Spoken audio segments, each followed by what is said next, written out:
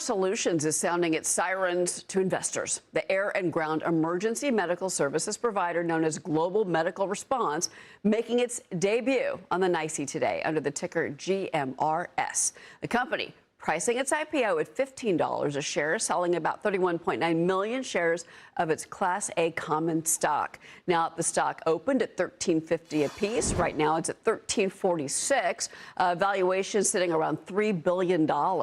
Joining me now, first on Fox Business, Global Medical Response CEO Nick Loporcaro. Congratulations. Thank you. IPO. I know that it's a lot of work and it's a major effort to get a company to the public markets.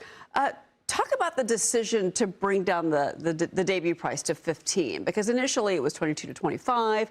What was behind the momentum and the conversations there? Original indications had us comfortable with that range. And I don't claim to be a market expert. I think some dynamics over the last couple of weeks, some of the healthcare stocks coming down, institutional investors looking at opportunities potentially to buy in there.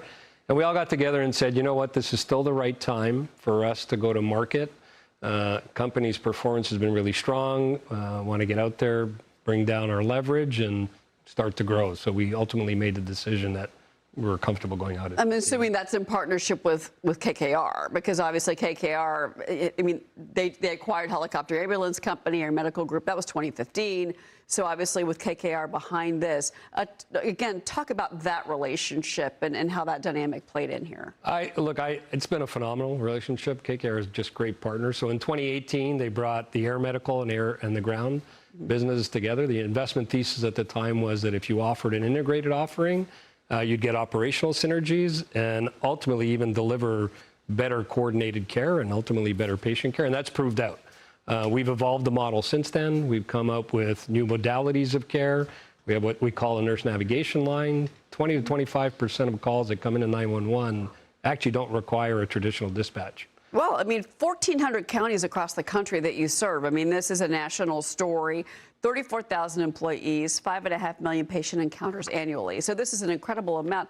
Talk to us about the dynamic of what's playing out across about the country, because, whether it's Aerovac or it's medical, it's Guardian flights, et cetera, that is something that space is crucial right now, in particular to serve urban communities, rural communities in particular, but then also the urban communities that you serve as well. Yeah, look, the timing for us, and it's interesting, a lot of times I'll get challenged on, if you think about healthcare services, they're all under pressure. We're actually the solution. There are parts of this country, we were just talking offline a little bit, in rural America, we're the only access to healthcare. And even in the urban communities, you see more and more people using the emergency room for their primary care. When you can use services like us to actually take care of you at home, on a scene, get you to an alternate site of care like an urgent care center, an infusion center. We don't have to take you to the emergency room. Yeah. So we take pressure off the system.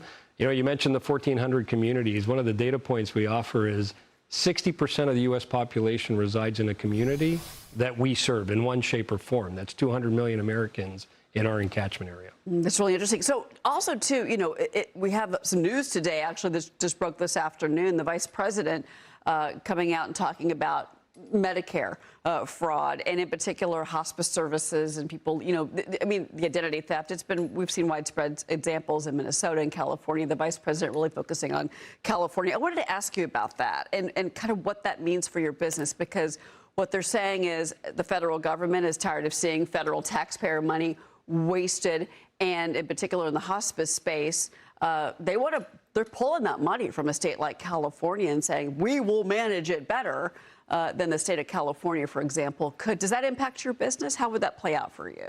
Interestingly enough, I had an opportunity to sit with Dr. Oz about 6 weeks ago, and this was one of the topics we talked about. And we have a bill, actually, that we're hoping is going to drop in a couple of days called the Medicare Modernization Act, where we're going to look at rebasing.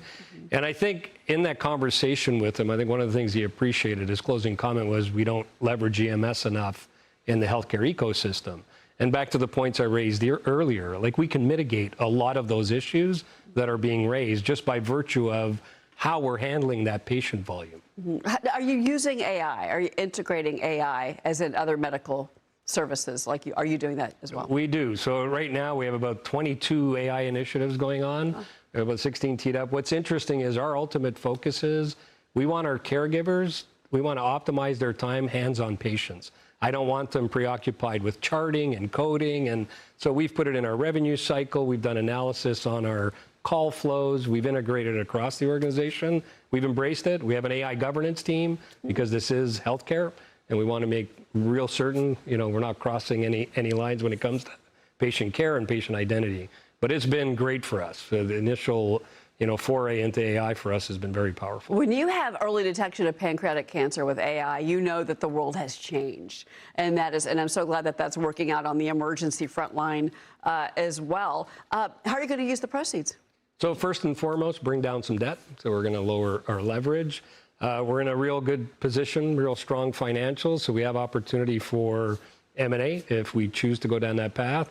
But most importantly, we have great opportunities in organic growth. Just adding more of our services in the areas we're in, looking at adjacent markets. Our RFP win rate is really high as we've changed the model and what we offer in our submissions. All right. Well, Nick Loporcaro, thank you so much for being here. Congratulations on the first day. We'll be watching the stock. Thank you. All right.